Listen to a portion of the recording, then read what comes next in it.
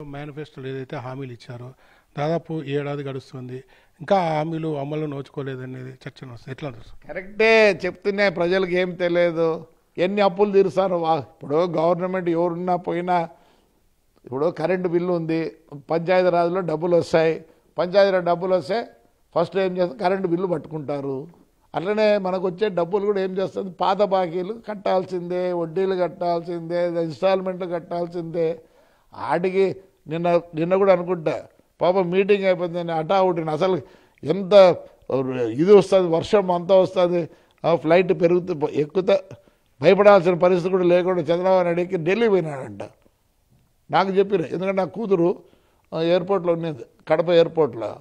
తను ఫోన్ చేసింది, నాన్న 5 o'clock చంద్రబాబు నాయుడు ఫ్లైట్ ఢిల్లీకి పోతుంది, 6 గంటలకు లోకేష్ ఫ్లైట్ దీనికి పోతుందని. అంటే అంత క్లైమేట్ సరిగ్గా లేకపోయినా ఎంత నిబ్బరంగా మరి ఢిల్లీకి పోయినాడంటే చెప్తున్నా. అంటే వైసీపీ హయాంలో బటన్ నొక్కుతానే ప్రజలకి పథకాలు అందేవి, ఈ గవర్నమెంట్లో అందట్లేదు కదా. ఈ ముందు అదే అందరినీ ఉంది, అన్నీ పెంచినాడు కదా. సరే రోడ్డు బాగుంది, ఇప్పుడు రోడ్లు బాగున్నాయి కదా, మరి అన్నీ వస్తారు. చిన్న గ్యాస్ 3 సిలిండర్లు ఇస్తాను. ఒక పని చేయాలి చంద్రబాబు నాయుడు, మీరు 3 సిలిండర్లు కొంటే మేము కూడా నెలకి 2 నెలలకు ఇంత వేస్తామంటే పోతుంది. అది కాదు కదా సిస్టము. జోలో వేసేసి ఏమైంది ఆ జోలో దాంట్లో ప్రజలకు పడిన దానికన్నా ప్రజలకు 30% పడి 70% వాళ్ళకు పడింది. అందుకోసము ప్రజలు కొద్దిగా తెలుసుకుంటారు. నిన్న కడప మీటింగ్ చూసినాక నాకు కొద్దిగా అర్థమైంది. నేను కొందరిని మాట్లాడించిన ముసలోళ్ళు ముత్తుకోవాలి, దర్ హ్యాపీ.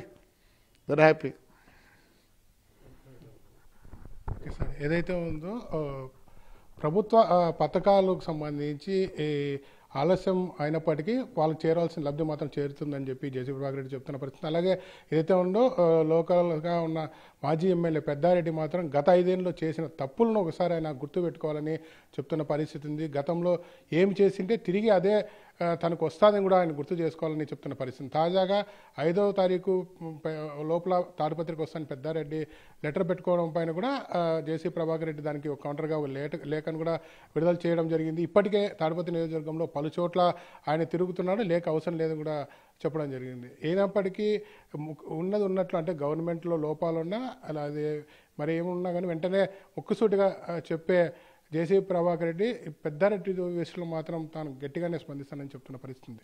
తాడిపత్రి నుంచి శ్రీనివాస్.